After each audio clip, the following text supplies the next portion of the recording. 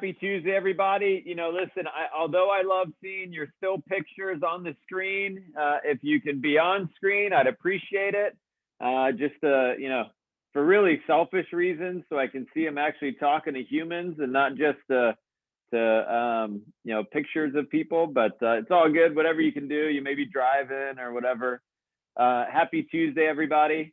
So for those of you that this is your maybe first call on Tuesday morning at 10 a.m. Just as an FYI, I know this call is just set up every week for really people in our business. I know there's people outside of our business that jump onto the calls every so often. I started this YouTube channel, I don't know, about 3-4 months ago. So what I do is I take these calls that I'm doing on Tuesdays and I upload it to Klear channel, K-L-E-A-R channel on YouTube. If you can jump on there and subscribe, I'd appreciate it. I think there's like 20, 25 videos at this point. I forget how many. We're throwing them up every week. So it's a weekly thing we're doing. But my whole goal is to change the world one leader at a time. I know with the things that I've been through as just as an entrepreneur and as a dad and a family man, that I can pass on some things that are good and some things that are not so good to hopefully help you guys have a great life and reach your goals, reach your dreams. So if, like I said, if you get a chance to hop on the Klear channel, I'd appreciate it. Subscribe, share it with people. I found out that my aunts and uncles in Colombia watch my YouTube channel. I found out recently. So my aunt sent me a little message. She said, Kennycito, I really like your YouTube channel. Thank you for sharing with all your nephews, which is really cool. I have a lot of family in Colombia that I love dearly. And, hopefully some of these things I cover help them have a great life. So, all right. So today, guys, I'm going to talk about leadership.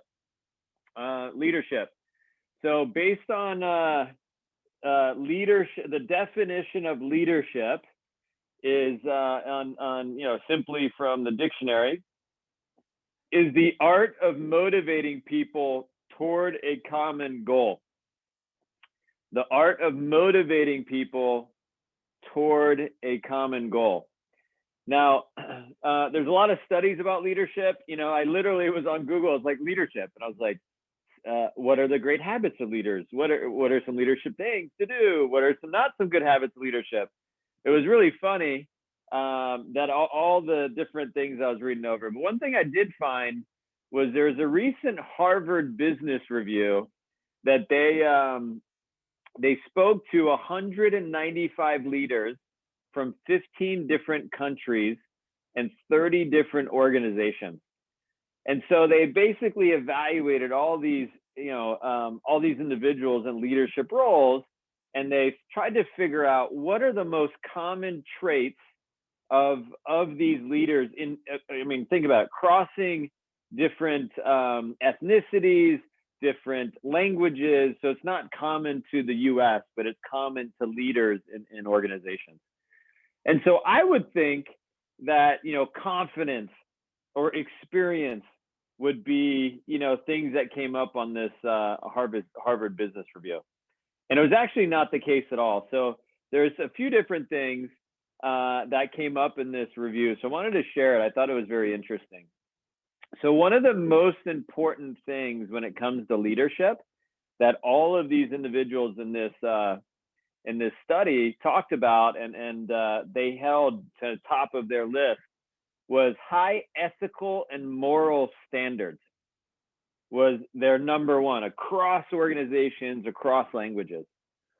And frankly, I'm not necessarily surprised by that, but so I looked a little bit deeper and kind of read into it more. And there's 5 different categories they split up that what they mean by high ethical and moral standards. So the first one was what they said, having strong ethics and a strong culture of safety would essentially build people's confidence when joining your team or joining your organization, right? So, and I think about the business I'm in, I talk to people a lot. I was having a conversation earlier today in the last few days with people about how important it is to build a relationship with someone outside of the office in their first 5 to 10 days of employment. And I think about that, though. I think about when I was new in the business that I'm in, and I was an entry-level 22-year-old sales rep just coming out of college trying to get my foot in the door in sales. And my leader, right, the girl who did my interview, the girl who like hung out with me a little bit, told me a little bit about the business, she says to me, hey, let's grab a coffee tomorrow morning. This is like my 3rd or 4th day. And she, took the time to get in a little bit earlier and spend time with me and just asked, hey, so tell me about college, like, well, tell me about your family more and whatever, and just hung out with me, right? And I remember feeling better about the job. She took the time. And so when I read the study and it's like strong ethics and safety, well, of course I trusted the atmosphere more. I trusted the leadership more because of the time spent when I was super early in the business. And the other thing they said about this part of the survey was that when it says strong ethics and safety, they also wanted to make sure that everyone was dealt with fairly, right? It was another thing they emphasized in this study. And again, I think of our business, we're a performance-based business. As much as, I think one thing you'll find if you're, again, in an organization and you're working in an office, I think the neat thing, I'd say this to people in my office. So when people get hired in their first, 3 to 5 days, they already passed the first test. And the first test is like the cool person test. Like literally, do we like you? That's the first test. Do we like you, what you stand for, what you're all about? Do we want to help you hit your goals? Do we want to help you get started in a career or help you get started in a new position?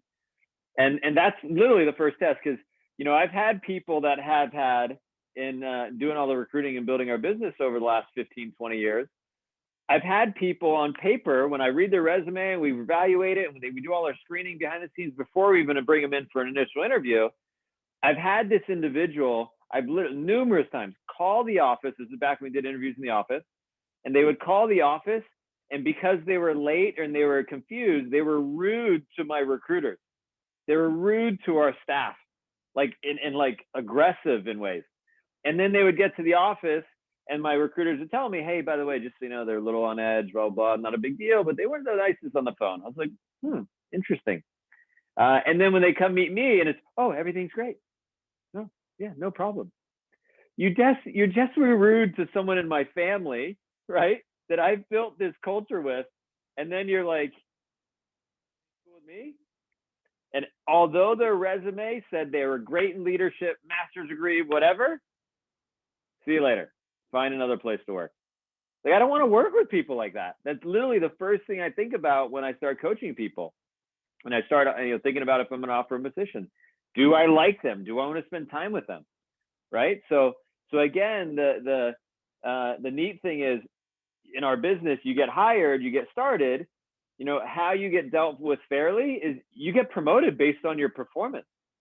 It doesn't matter, where you went to school. Although if you went to a great school like Penn State, that's awesome, right? It doesn't matter if your parents were, I don't know, doctors or lawyers, although there's a lot of people in business that have families. It doesn't matter. It matters what you do when you show up every day, right? In our business, we have certain sales metrics you got to hit to get that first promotion to more of a sales lead role. It's not based on a timeline. It's based on a performance. So that's the first thing that came out in this survey. The second thing was self-organization. And so when they surveyed all these leaders across these different countries and different organizations, they talked about how important it was to be prepared in business. So I'll give you an example. Early years in my business and building our company, I used to have the leaders or the sales leads build the binders for the new people getting started. So when I would go inspect the materials that new people got when they started in my company, I started to find that leaders were making copies of copies of copies, and the new person would get this, like, they'd have this pricing sheet that was like crooked to the side and blurry. And I'm thinking to myself, oh my gosh, that's a reflection of my company. That's a reflection of my personal standards, my business standards, our standards as a team. I can't have that. I want people to, when they join our company, that everything's on point, that things are organized, things are prepared, right? And so, and I take time to prepare people, and I make sure I set the tone with them. Hey, listen, this is, and if they screw up a little bit, cool, people make mistakes, but they make a mistake twice or three times and they're not prepared, I'm having someone else on the responsibility, because we have to come to the table with a certain standard and expectation of how we take care of the new people, right? And new staff.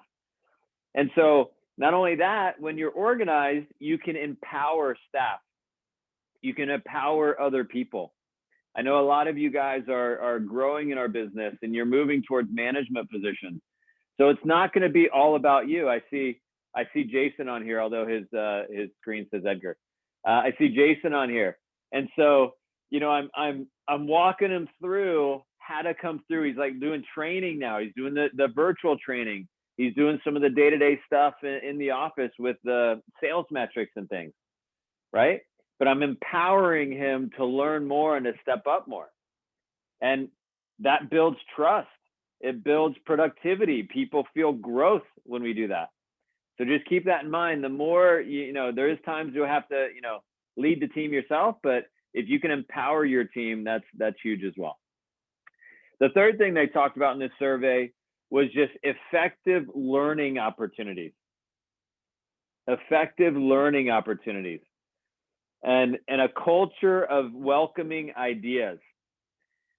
So I remember, again, early in building our business, I used to get offended when people brought me ideas that would change our business a little bit. Because this way, no, it's this way, we're working, it's growing, whatever.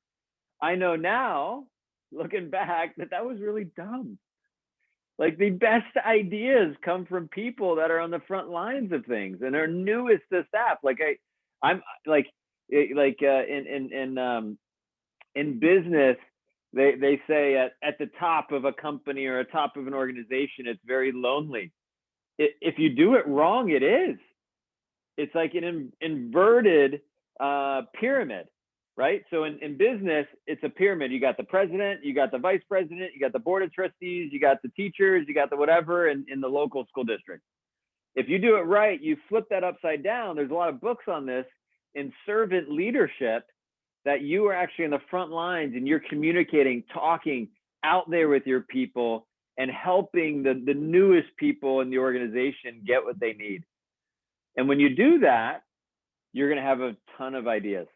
A ton of new things that come, you know, and it's kind of funny to think about it. Like, I was looking at TikTok a little bit last night with some of my team members.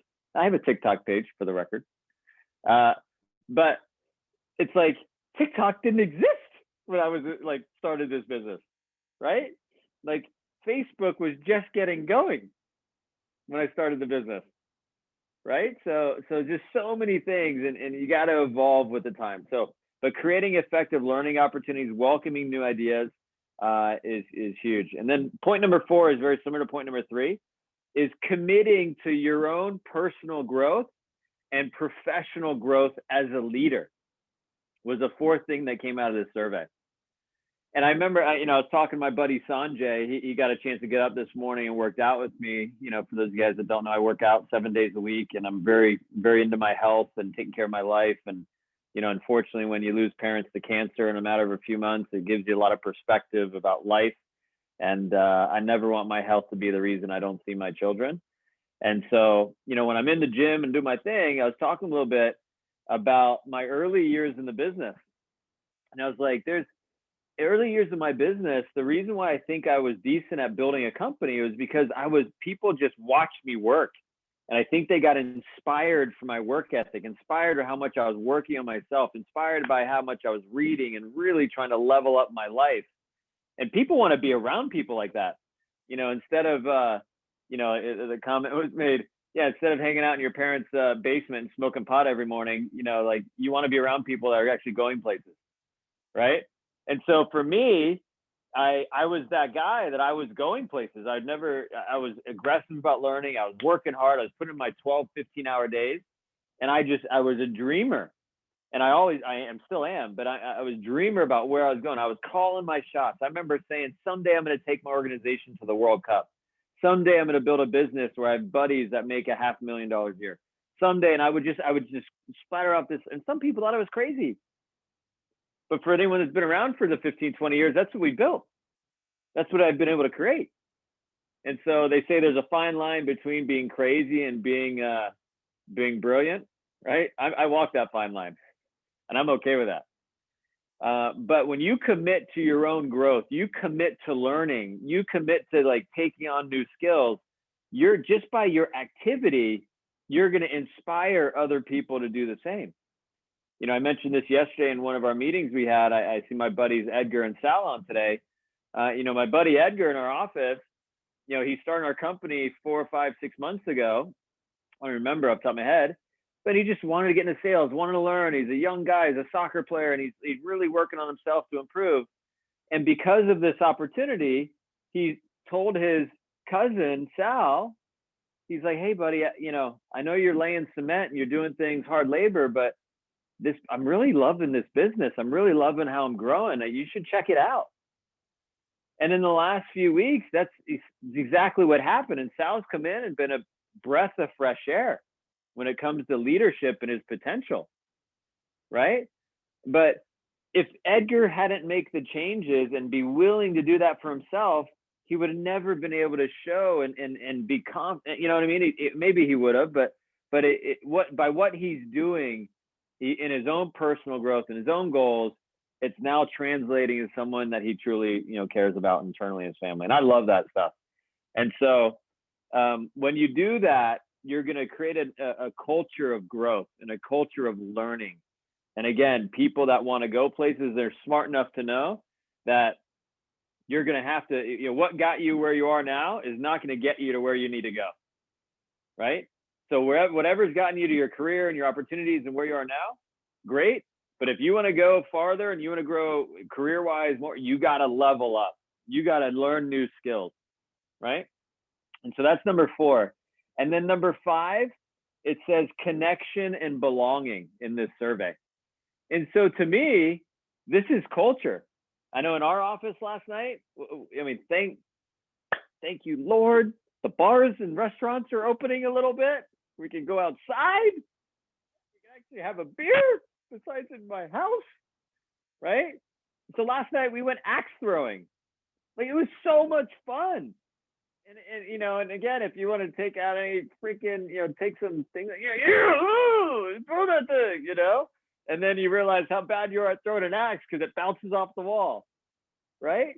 But like, that's culture. We had like 15, 20 guys there. We're throwing the axes at different competitions. And for the record, I know Chad, I see you, buddy. He was smiling because he likes to compete with me. I got pissed because I lost because LaBelle, my freaking, you know, my hot shot didn't show, but it's all good. He'll come next time. I had this buddy that played football in Jacksonville. He told me about this quarterback from USC, and I don't remember his name, but the guy was so good at playing football. He was just undisciplined, made millions of dollars just by signing his deal.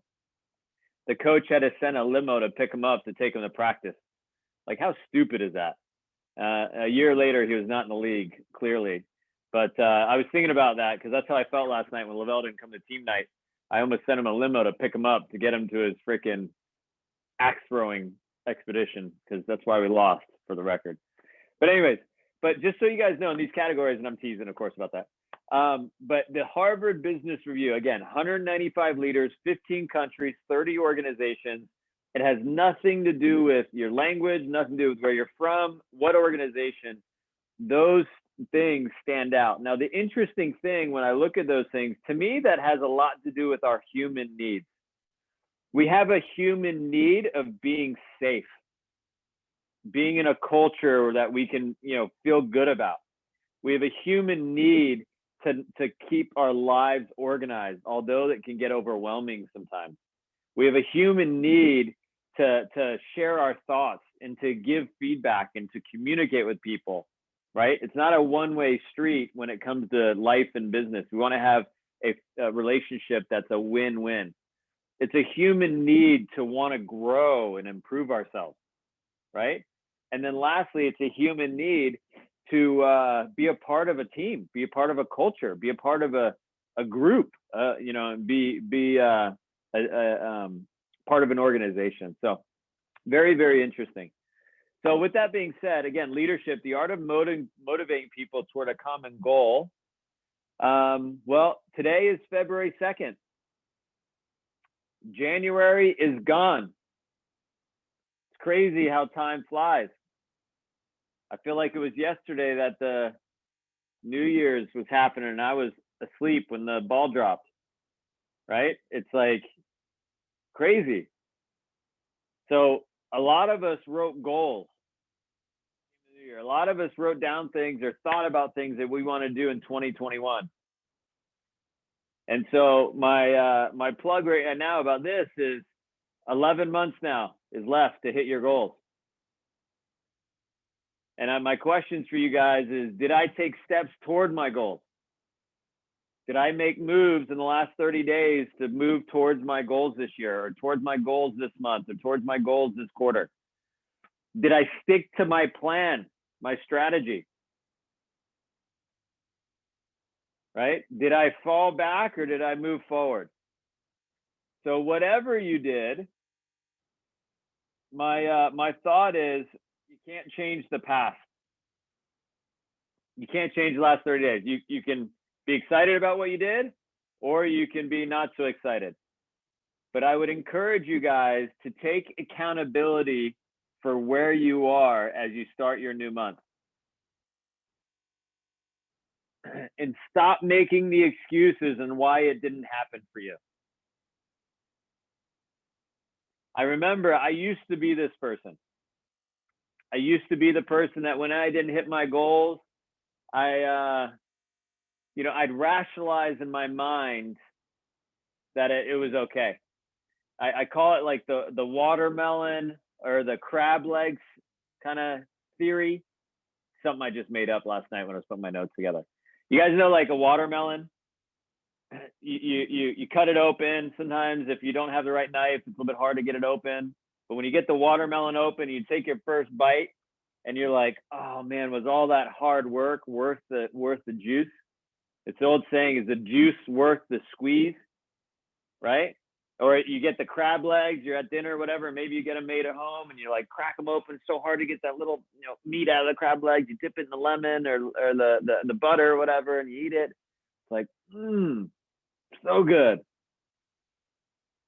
Is the juice worth the squeeze? And I'm here to tell you, yes, it is. It is absolutely worth the squeeze. So when you look at your life and you look at your goals, take accountability for where you are. And if you're not happy about it, cool, do something about it. You're not going to get anywhere feeling sorry for yourself.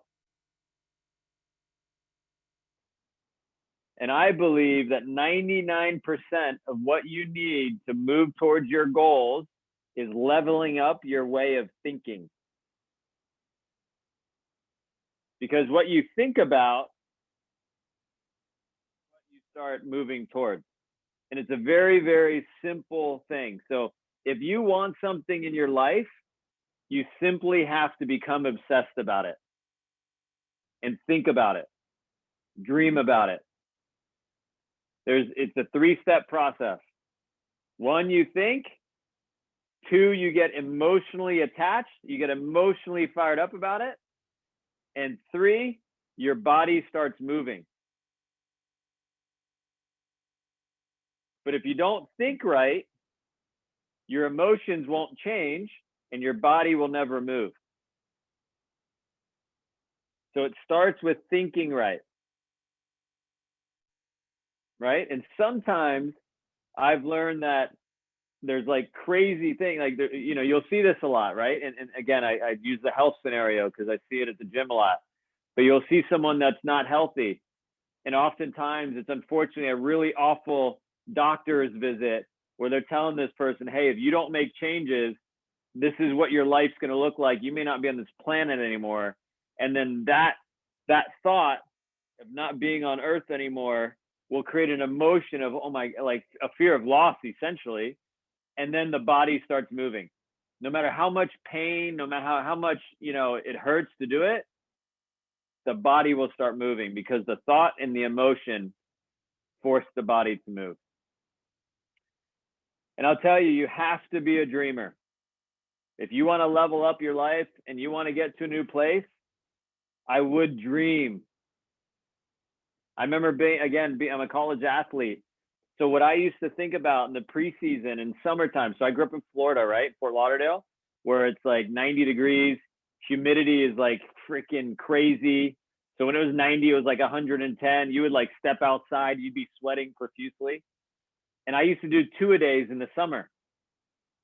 And the reason I did 2-a-days in the summer is just because I physically and my fitness wise, I had to be in shape for when I started at school, our fitness test. Lavelle, listen to this one. I don't know if you've ever done this one. We had to do 2 miles in 12 minutes.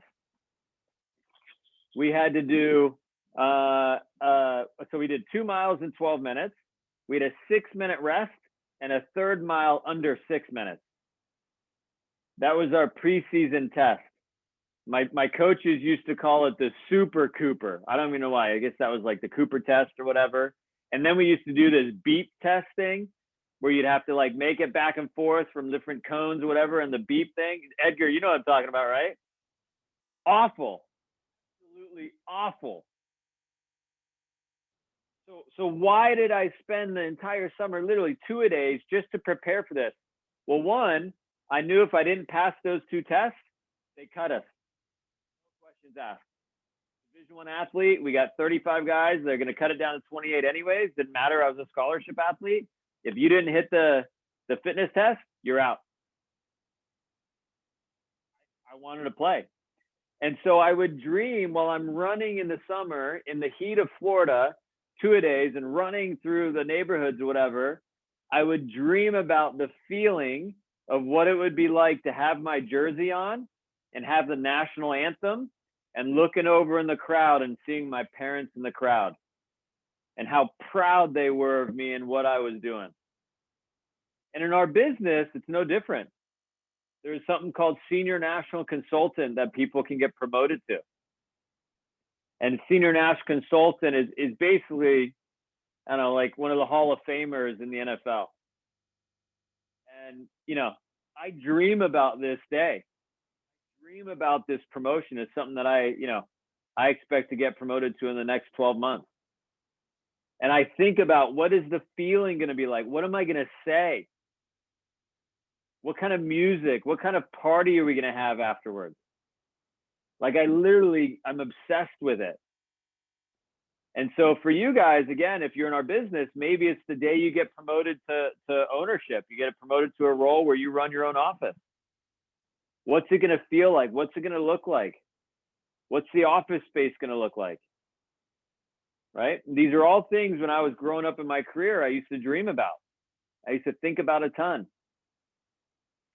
So wanted to share that with you guys. You know, like I said, this study I thought was very fascinating when it comes to, you know, leadership.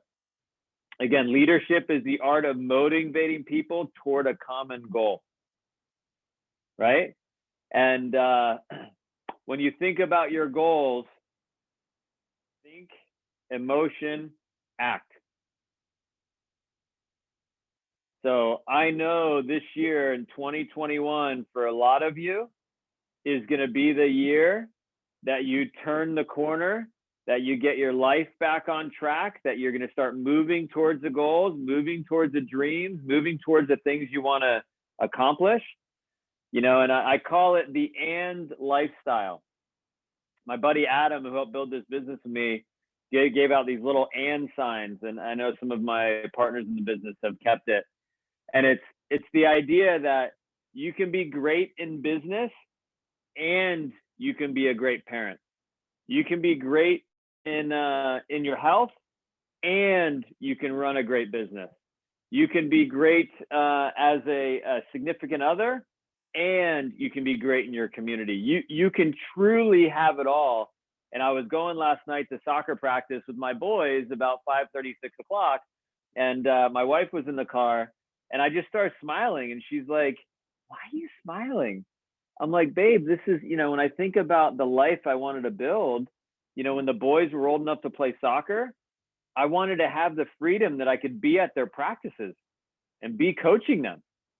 And so, and that's what I'm starting to do is, as much as I had them in a local club team or whatever, I'm starting to coach my boys now. So Mason is starting to play. He's 5. And so without me out there with him and playing, he wouldn't have been as involved as he was last night. And I was helping the other little kids that were running around and everything else. But I love it that Mason is now like believing more in himself because I'm there with him. I'm walking him through things. And I wouldn't have the freedom I have now if I didn't build a business, and I didn't become an entrepreneur, 10, 15, 20 years ago. And I'll tell you, yesterday, as an example, my wife had a root canal, right? So I went in the office for the first couple hours, and then I did most of my coaching calls I do on Mondays from the house, from my office here in the house.